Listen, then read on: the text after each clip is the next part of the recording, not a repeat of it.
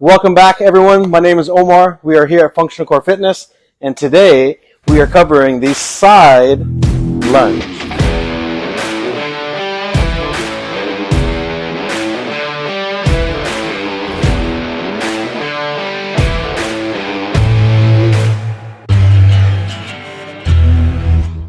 All right, welcome back, everyone, to the Movement for Foundation series for beginners. Today, we're covering the side lunge. In previous videos, we've covered the forward lunge. We've also covered the back lunge in the lunge video that we did earlier. Now, just as a reminder, that in science, we're broken down into three different movements. We go forward and backward, hence the forward and backward lunge. Today, we're covering the frontal plane, which is the side-to-side movement. And in a future video, we'll cover the transverse lunge. All right, so what are we looking for with the side lunge? We're looking for proper alignment. So when I am in position, when I step out to the side, how wide do I want to go? Do I want to go really, really wide, or do I want to go narrow? The distance will be determined by the alignment of your hip and your knee. So when I lunge, if I go into my lunge and if my hip and my knee are not in alignment and my back isn't at a 45-degree angle, then I'm not in alignment. If I go down any lower, you can see my hip is passing my ankle and my knee. But if I go too wide, right, now my hip and my knee are definitely not in alignment, right? So now my ankle is now further than my knee.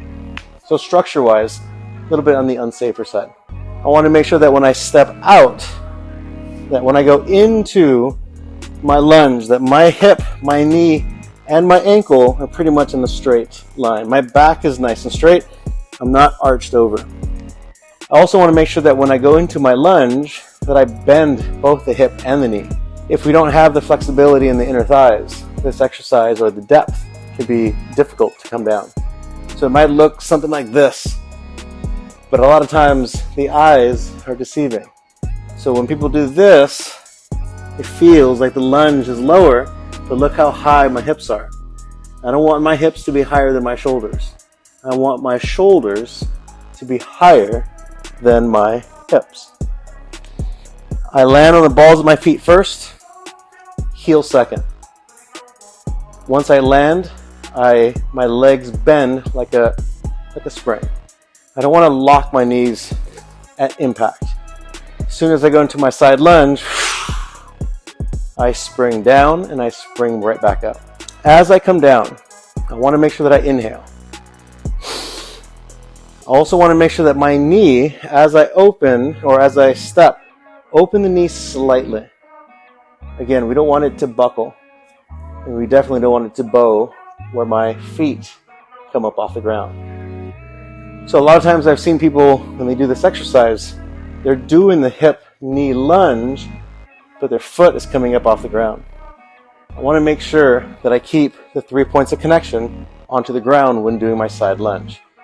Under the ball of the foot, under the big toe, which is the ball of the foot, under the pinky toe, which is the other ball of the foot, and then the third is your heel.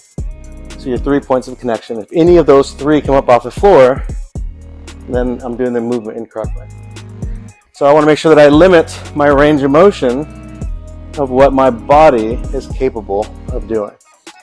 This requires a lot of inner thigh flexibility. So you'll definitely feel it in your inner thighs. So I can do one side at a time, or I can alternate back and forth. I can also do the movement in a stationary position where I'm already in a wide base. I come down, back and forth, or I can step. It really depends on you and your workout for the day. Let me see, other things to remember: your back, your spine. You want to make sure that your spine is nice and straight, meaning not curved. It will be at an angle, okay? It's 45, but again, as long as my shoulders do not go under my hips. I want my hips always to be under my shoulders. All right, so that's all the key details to our side-to-side lunge.